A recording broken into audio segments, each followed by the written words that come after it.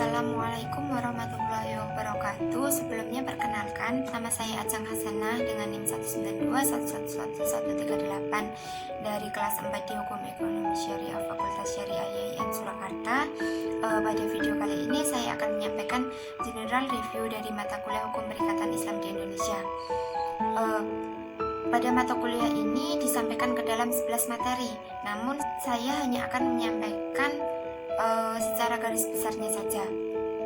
Yang pertama yaitu mengenai urgensi dari mata kuliah ini, yaitu supaya mahasiswa mampu memahami berbagai aspek hukum perikatan Islam yang ada di Indonesia.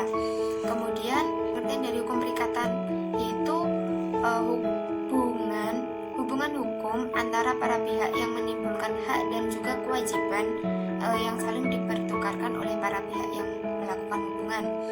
Yang selanjutnya, sumber dari hukum perikatan Islam itu ada 3, yaitu Al-Quran, Sunnah, dan juga Ijtihad. Landasan filosofis dari hukum perikatan Islam yaitu terdapat akidah dan juga syariah Islam. Sedangkan landasan yuridis itu berasal dari pasal 29 Undang-Undang Dasar 1945 dan juga sila pertama dari Pancasila.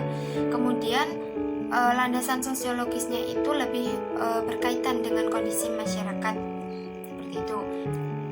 Kemudian dalam mata kuliah ini juga disampaikan mengenai perbedaan hukum perikatan Islam, hukum perikatan Barat, dan juga hukum perikatan adat.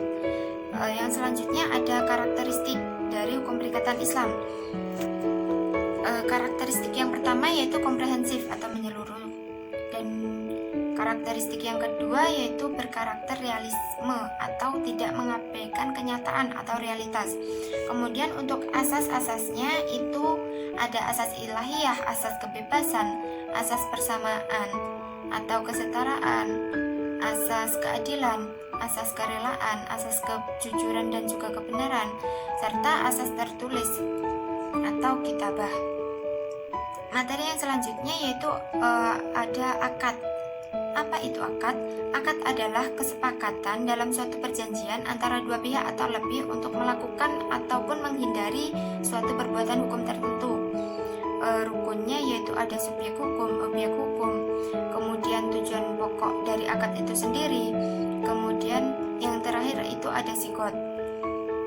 Yang selanjutnya, akad itu terbagi menjadi 3, yaitu ada akad pertukaran, kemudian akad kerjasama, dan juga akad pemberian kepercayaan.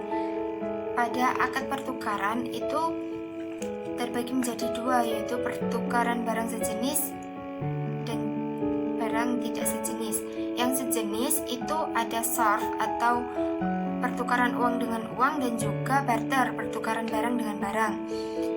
Yang pertukaran barang tidak sejenis itu juga ada 2, yaitu buyu atau pertukaran uang dengan barang, dan ijarah atau pertukaran barang dengan uang. Yang kemudian itu akad kerjasama atau syirkah, yaitu ikatan kerjasama antara orang-orang yang berserikat dalam hal modal dan juga keuntungan. Yang selanjutnya itu akad pemberian kepercayaan, yang mana akad ini merupakan kesepakatan antara dua pihak, yang mana salah satu pihak itu memberikan hak kepada pihak lainnya atas dasar rasa percaya atau rasa kepercayaan. Yang selanjutnya yaitu mengenai pembolongan akad. Akad itu digolongkan menjadi beberapa jenis. Mengapa hal ini dilakukan? Karena untuk ketika melakukan perjanjian atau perikatan itu supaya akad yang digunakan itu sesuai, sehingga akadnya itu dapat dipertanggungjawabkan dan juga memiliki akibat hukum.